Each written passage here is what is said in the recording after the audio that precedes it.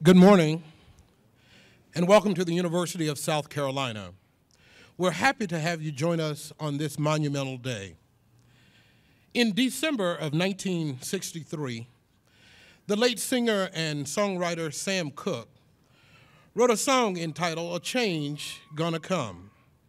In that song, he states, "It's been a long, long time coming, but I know a change gonna come."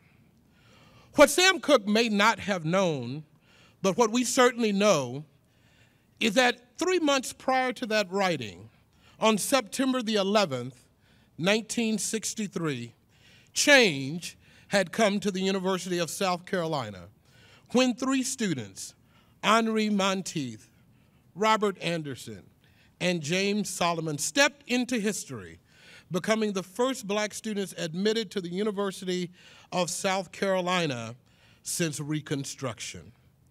I ask that you join me today in welcoming Dr. Henrie Monteith Treadwell and her family.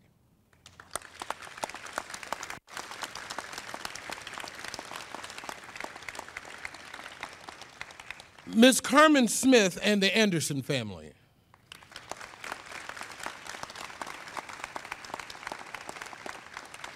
And Mr. James Solomon and his family.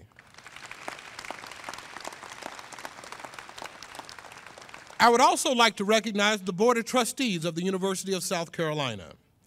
Mr. Basil Watson, the Sculptor Selection Committee, the Community Advisory Committee, all of our elected officials from the state, county, and the city.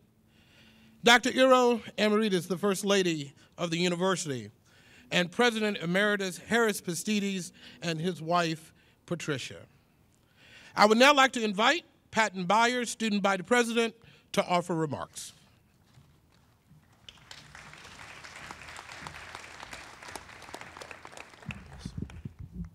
Awesome. Good morning. It is my unique opportunity and high honor to advocate for all students at USC. My mission is to ensure that the student experience is the best for every student now and in the future. The brave students that are honored here fought through a lot of pain just to become students at this great university. I feel awed by their courage and inspired by their actions. These remarkable 3 stood tall in the face of adversity. Each one of them helped forge a new day for this university and our great state. Today, I am thankful for this university's commitment to access and the opportunity that it provides for every student to learn in a safe and healthy environment. That's why these remarkable 3 students should be celebrated right here on the Horseshoe. This monument will stand as a bold reminder of this university's past struggles, but also as an inspiration to a new, diverse group of student leaders. This monument is an enduring reminder of the power and grit of the student spirit to overcome even the greatest of obstacles. So, as we unveil this monument, I hope today's students will use this occasion to open new doors for others who may come after. Thank you, and forever to thee.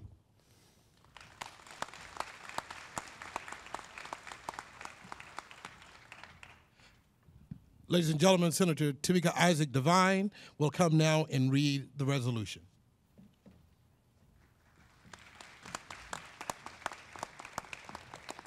Good morning. It is indeed my honor and privilege to be here on behalf of the General Assembly. I do see some members of the General Assembly present, so if you all would stand while I'm reading the resolution. I think Representative Garvin, anyone else, please stand while I'm reading the resolution. A concurrent resolution to recognize and honor Robert G. Anderson, James L. Solomon Jr., and Henrie Monteith Treadwell, whose courage and resolve on September 11th, 1963, opened wide doors for educational opportunity for all students of color at the state's flagship university, an historic event now memorialized by the installation of on the university's historic horseshoe of a monument depicting the 3 students. Whereas the University of South Carolina, chartered in 1801 as South Carolina College, admitted only white male students until Reconstruction era, when it temporarily desegregated from 1873 to 1877, the only public university in the American South to do so. And whereas the university resumed its admission policy on racial segregation from 1880 to 1963, denying the admission of generations of qualified African-American students. And whereas Henrie Monteith Treadwell of Columbia, South Carolina, filed suit against the university in 1962 to gain admission to the institution and was joined in that endeavor by Robert G. Anderson of Greenville, South Carolina, and James L. Solomon Jr. of Madonna, Georgia. And whereas the 3 African-American students registered for classes at USC on September 11th, 1963, under the spotlight of national media attention, but without the backdrop of violence and rioting that marred the desegregation of many other Southern universities. And whereas these 3 students became trailblazers in desegregating the Palmetto State's flagship university, paving the way to access and educational achievement for many thousands of Black students from South Carolina and beyond who have enrolled at USC for the decades since. And whereas the University of South Carolina recognized the courage of these 3 students with the establishment of its desegregation commemorative garden in 2014, and in 2022 commissioned the internationally acclaimed sculptor Basil Watson to sculpt statues depicting the 3 students on the day of their enrollment at USC. And whereas the 12-foot monument of Black granite and bronze will be unveiled in front of McKissick Museum on the university's historic Horseshoe on April 19th, 2024, to memorialize the occasion. Now, therefore, be it resolved by the Senate, the House of Representatives concurring, that the members of the South Carolina General Assembly, by this resolution, recognize and honor Robert G. Anderson, James L. Solomon Jr., and Henrie Monteith Treadwell, whose courage and resolve on September 11th, 1963, opened wide doors for educational opportunity for all students of color. Be it further resolved that a copy of this resolution be forwarded to the University of South Carolina and to the families of Robert G. Anderson, James L. Solomon Jr., Henrie Monteith Treadwell. Be presented by Senator Darrell Jackson and in concurrence with all members of the South Carolina State Senate and all members of the House of Representatives.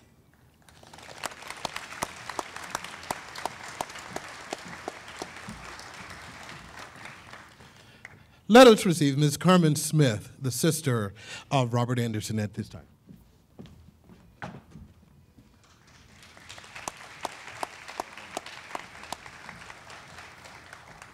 Good morning.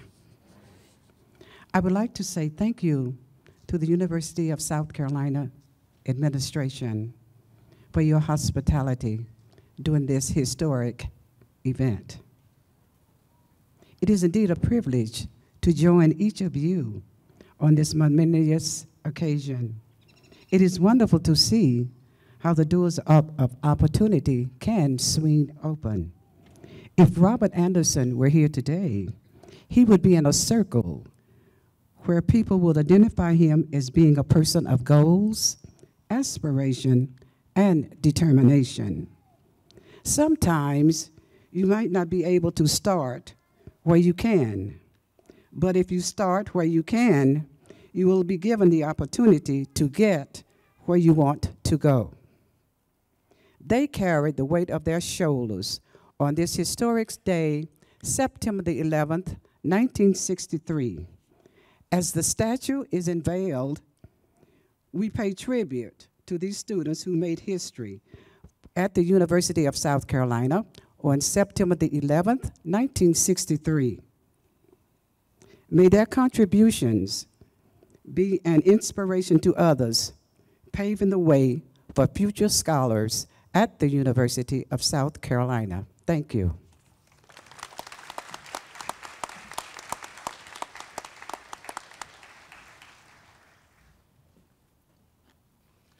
Please now receive Mr. Carl Solomon.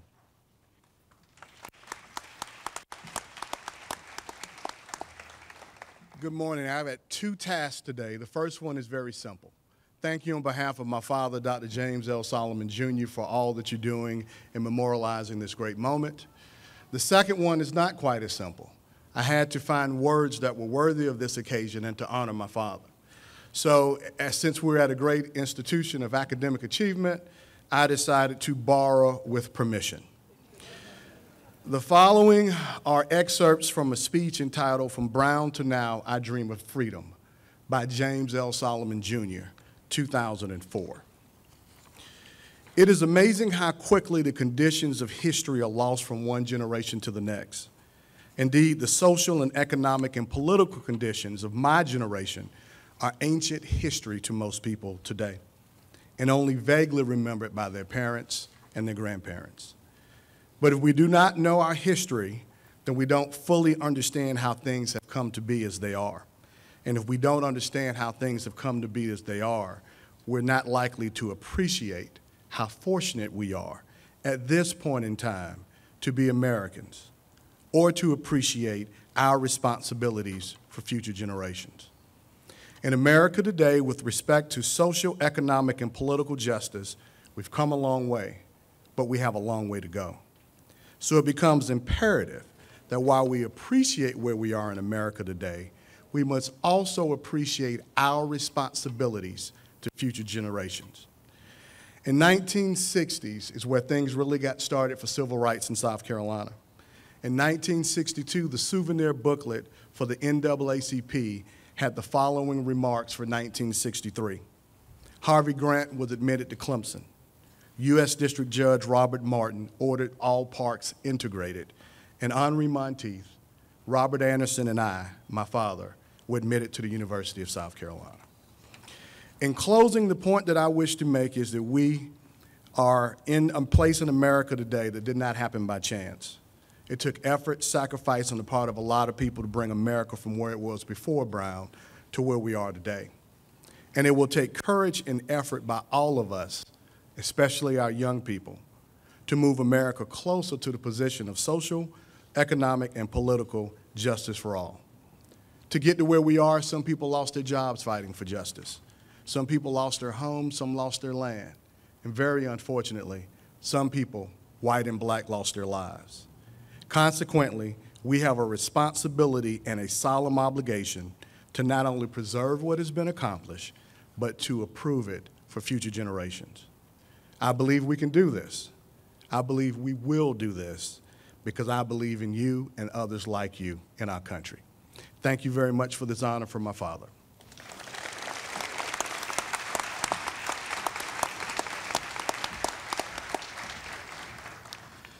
Now we'll have Mr. Basil Watson, our sculptor, to come.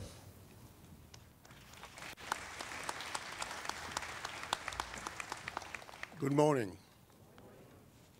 It is a great honor and privilege to stand here before you today as part of this historic occasion, being the one tasked with the responsibility of creating the monument that honors the three courageous students who were the point of the spear that broke the unjust traditions that rejected admission to institutions based on race and the color of their skin.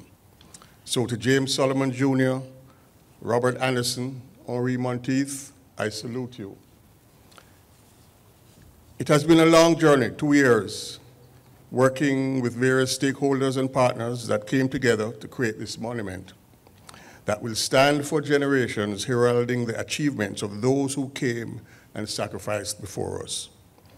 It was a team that brought them together on that day, the 11th of September, 1963, and it will be teamwork that will propel us into a better tomorrow.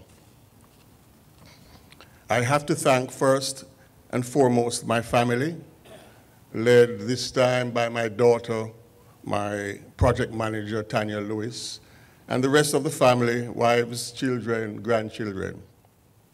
And secondly, the University of South Carolina, who have been a dream team to work with, from Venus to Cameron, Derek, Emily, and the Board of Trustees, and everybody else. Also thanks to Inferno Foundry, who did a tremendous job in translating the work into bronze, the Granite World for producing the granite elements of the monument. Last but not least, the honorees, again, Henrie Monteith, James Solomon, and Robert Anderson, and Henrie Monteith herself, who spent time with me in my studio talking about her experiences. So thank you. The monument itself. In the monument, I aim to demonstrate the profound and solemn nature of that moment, when the institution, forced by a court injunction, broke with its unjust traditions of segregation and opened its doors to people of all races and backgrounds and allowed them to benefit and to contribute to what it had to offer. The columns, incomplete and broken as they are, represent the institution and its history and its way forward. The three black students look and step ahead as they enter the institution that is built on the foundation of knowledge, and this is represented by the books in the steps, as they look ahead armed with their papers that represent their passport to the university and their passport to the world of knowledge. This is a new beginning, and I hail the University of South Carolina for taking the steps to acknowledge the importance of this seismic moment in the nation's history. And I must say that I really love what I do. I meet people from all walks of life, from homeless to princes. And here are some of the most courageous and accomplished achievers who have given so much to the building of this country, building of a more equitable and just society, especially the building of a community that I am a part of. It was a labor of love. And I would like to say that when we invest in art, it is an investment in the promotion of our values and the opening of the minds, especially the minds of our young. So thank you very much.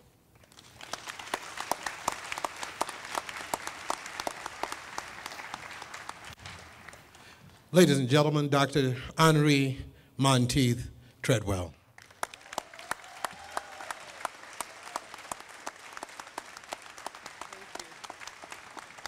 Thank you so much. This day, April 19th, 2024, will be etched in the history books of the state of South Carolina and the records of this nation as a formal recognition of a momentous step to educate all for the benefit of society. This day is, in the words of that spiritual, that great getting up morning. Fare thee well, University. Fare thee well, my friends and colleagues. The desegregation movement to open the doors of the university began when I was 16 years old and started the determinative and legal steps to lead into entry into this revered institution. On September 11, 1963, not with fear, but at times holding my breath, I enrolled for classes at this institution at the age of 18 as a sophomore junior. I graduated in 1965. I have returned on several occasions, but my visit today is particularly special at the age of 78, and it gives me great pleasure. I must also acknowledge that I walked in that day in the steps of many, floated on their shoulders, white and African American. It is no different today. I recognize and thank the initiative and proactive commitment of Dr. Dorn Smith, who in his role, he is a physician. He stepped out of his lane as a healer to assume the mantle of leader in a distinctly different area and has brought us to this place today. I thank you, sir. His example is it was a brave step, but it is a step that should be emulated by many. One can choose to anoint themselves as a leader in developing new pathways for the future. Many collaborated in making this event happen today, and I thank you all. This is a celebration, but it's also a day of education. The role of the university is to offer the prize of continuing education so that leaders can evolve and take their place in strengthening our institutions and imprinting significant actions in our memories that lead to excellence. These actions of education order our steps so that we become demonstrably inclusive in thought and deed. Today, at best, I am the embodiment of the realization of the dreams of equality of many ancestors. But today is not about me. It is about an institution that has opened its doors and that continues to build. It has lifted its voice in building and erecting a homestead for all who would come, regardless of race, creed, or color. Any can assume these roles. I take great pride in knowing that in some small way, 60 years ago, I legally opened a door. Or as Congressman John Lewis would say, I got in the way of a policy, of a tradition that had passed its time. I'm still processing what is happening today. The most that I can say after the many years, after many times, I can now see, I can feel. Today, on this April 19th, 2024, in this moment, on this great getting up morning, I am no longer holding my breath. I can exhale. Thank you so much.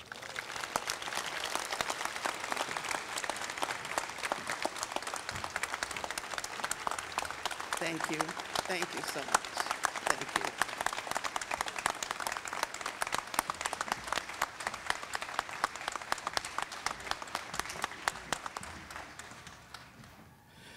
Ladies and gentlemen, I have been informed that we have a weather system that is moving in this direction, but I have faith that we will get finished before any weather presents itself. Please join me now in welcoming the 30th President of the University of South Carolina, Dr. Michael Emerides. Good morning and welcome to this special day for our university. 10 years ago, on April 11th of 2014, on a day much like today, but not a threat of a thunderstorm, our university, family, and community gathered together to hold a ceremony that morning in the small garden on the opposite side of the Osborne Administration Building. That day, we dedicated the Desegregation Commemorative Garden in recognition of a moment in time that changed USC forever. If you visit the garden, you will find a beautiful poem etched in granite by Carolina Distinguished Professor and Poet Nikki Finney. The poem is titled The Irresistible Ones.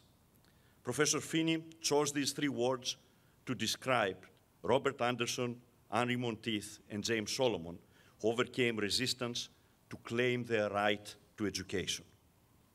Professor Finney chose 5 more words to capture the pivotal moment of September 11, 1963. She called it the bright peppermint of change. The bright peppermint of change. This was a change that demanded our full attention. Other campuses before us had followed their own paths to desegregation before USC. We have all seen images of violent resistance at other campuses, with National Guardsmen blocking doorways and federal troops called in to provide safe escort to black students who were entering university buildings. Here at the University of South Carolina, we're spared such images that morning, but that does not mean the transition was easy. It had its roots in Reconstruction, as you heard, when the university made a brief first attempt at desegregation, opening its doors to black students, only to painfully shut them again a few years later. Another century would pass before we made the change permanent. The transition certainly was not easy for the first 3 students we honor today, nor for many who joined them soon thereafter. But as Henrie Monteith Treadwell told us herself when we gathered on this same site last September, and she repeated it today, she and James Solomon and Robert Anderson were not afraid. They knew they were the leaders on a path to ensure access to education for all. They took those bold steps because again in Dr. Treadwell's optimistic words, we were leading to a future that we hoped for all in our state and in our nation. One image stands out as the iconic depiction of our 1963 desegregation, a black and white photograph of these three students on the steps of Osborne. I asked for it, but we cannot confirm the exact identity of the photographer. He was one of three state photographers who were assigned to cover this event. But whoever he was, he captured that bright peppermint moment, and his photograph inspired the statue we will unveil this morning. USC is a historic university, but it's also a modern university. Our relevance depends on our ability to look forward and to move forward. To do this, we must shoulder the truths of our past. Today, we do this by welcoming a long-awaited moment to celebrate and honor the irresistible ones and to thank them for their continuing gift of paving the pathway to education for the tens of thousands of students who have followed them and will continue to follow them here on our campus. Today, we celebrate and honor the irresistible ones who changed our history.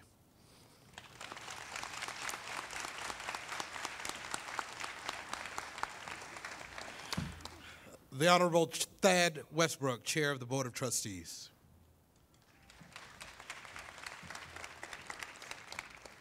Thank you, Rex.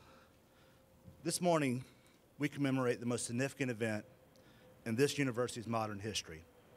We celebrate three students who desegregated the university on September 11th, 1963, and reflect on how the university has changed for the better since that day. And we reveal a monument to be contemplated by the university community and by all visitors to the university for generations to come.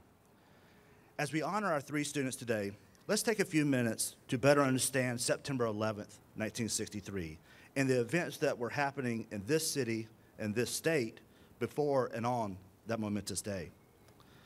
South Carolina Governor Ernest F. Hollings had called for peaceful integration in January 1963, just as his tenure as governor ended, only to see other state leaders fight efforts to desegregate the state that year. Likewise, our state institutions managed the prospect of desegregation in very different ways in 1963. Some institutions desegregated earlier that year, but for example, the South Carolina Forestry Commission shuttered state parks rather than complying with a desegregation order in July. Here in Columbia, national figures called for integration and peace in 1963. For example, U.S. Attorney General Robert F. Kennedy addressed an audience here at USC at the invitation of the American Association of University Professors on April 25th. However, some students at USC continued to protest the idea of integration in May of that year.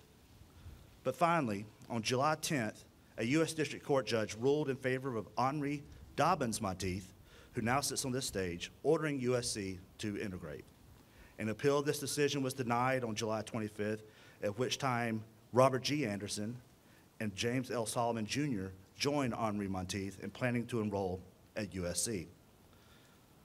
On August 12th, many Columbia merchants discontinued the use of segregated water fountains and other discriminatory business practices. But unfortunately, dark clouds of hate still hung over the city at that time.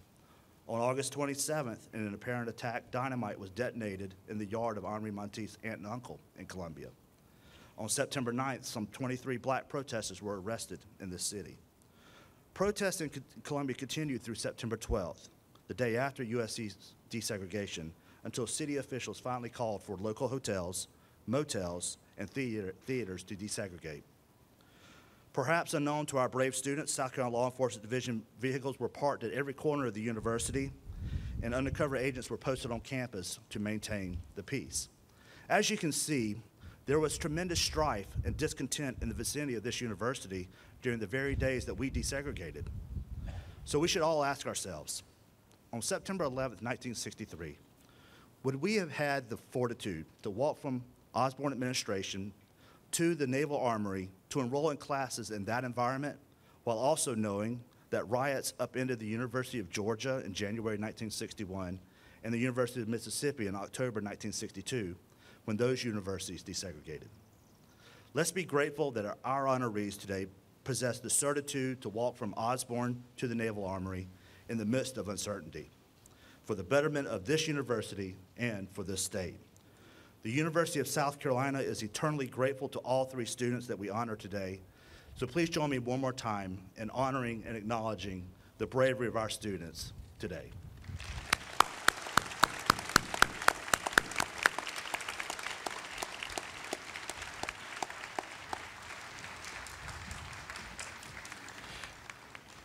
Ladies and gentlemen, I invite the platform party to get into position.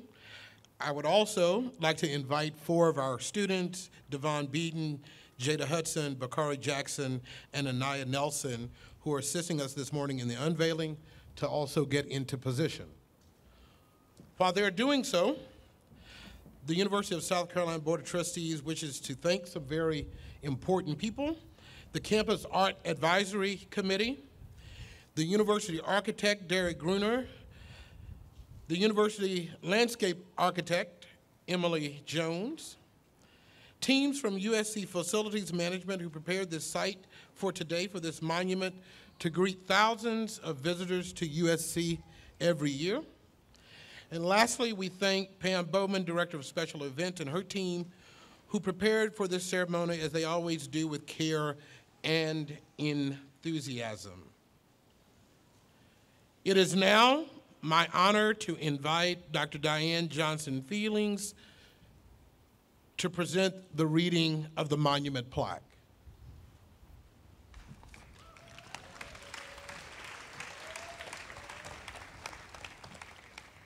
Good morning, everyone. Standing before you on this occasion, I'm thinking of my late parents and of the proud African-American citizens of Columbia who during a certain era of history would not have been allowed to walk across this horseshoe unless they were here to serve. Now, due in part to the actions of the three brave individuals we honor today, Black staff and administrators, Black trustees and alumni, Black faculty and students enrich the USC experience for all. Over the course of my 34 years here, it's been my joy to engage with insightful, curious, talented students. And it's been a particular honor to serve on the committee that chose the gifted Basil Watson to create the magnificent sculpture to be unveiled here today. As we read the tribute together, and as you reread it later, I hope you take note of several things. First and foremost, Henrie Monteith, Robert Anderson, and James L. Solomon were not simply students. They were serious young scholars. I mentioned that. I must mention also that too often the contributions of women in the civil rights movement have not been fully recognized. So it's appropriate to note again the legal action initiated by Henrie Monteith to make this moment possible. I ask that all of us assembled here today continue to educate ourselves about the complicated, inclusive history of our university and state. Now, as one South Carolina community, we gather to commemorate September 11th, 1963, with this grand monument accompanied by the marker reading, Desegregation at the University of South Carolina. Robert G. Anderson, a political science major, Henrie Monteith, a biology student, and James L. Solomon Jr., a mathematics graduate student, were the first African Americans to enroll at the University of South Carolina since the Reconstruction era. Monteith was the determined young woman whose 1962 lawsuit seeking admission to USC led to this moment.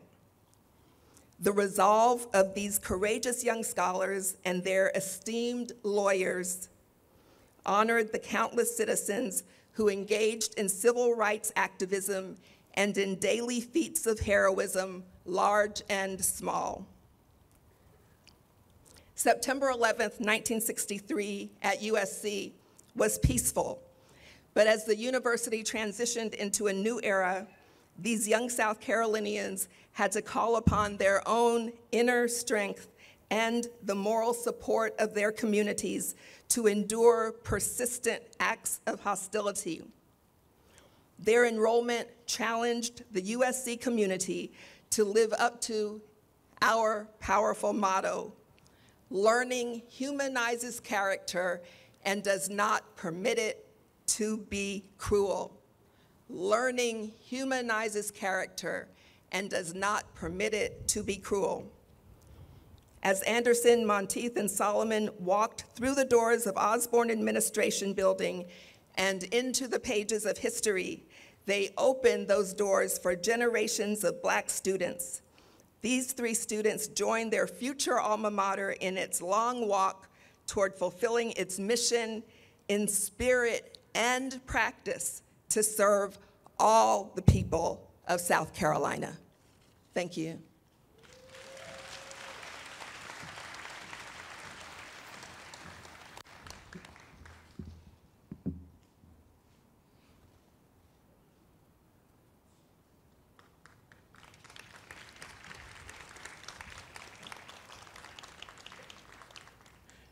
And now the moment we've all been waiting for. We're going to ask our parties to move in front.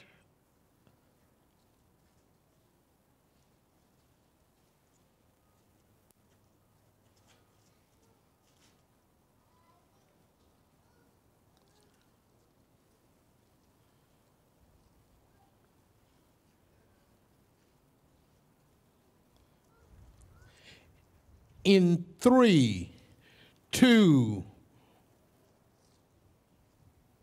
1. I'm getting signals. In 3, 2, 1.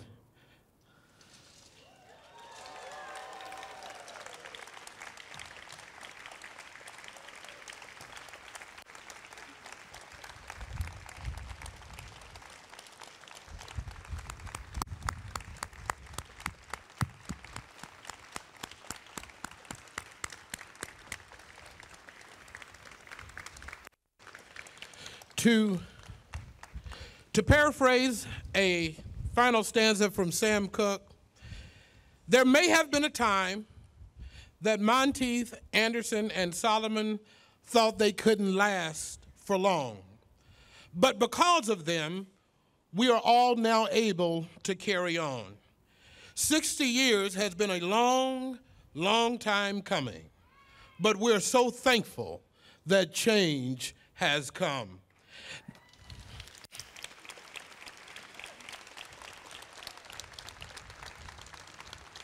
Now I would like to invite Brianna Robinson, who will graduate from USC in the next few days, to sing our alma mater.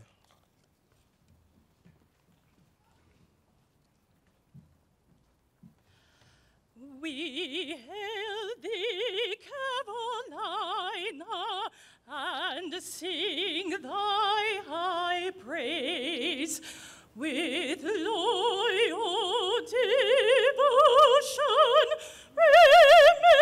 remembering our days when proudly we sought thee, thy children to be.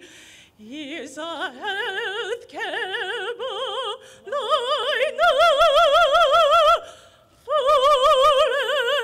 forever to thee.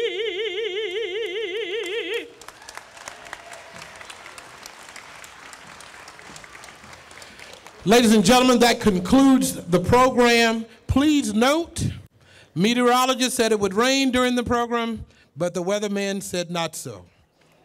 Thank you so much. So I'll see you in music? Yes, So yes. I'll see you at your graduation. Yes. Excited? Yes, I'm So so good. What are you going to do next? Yeah.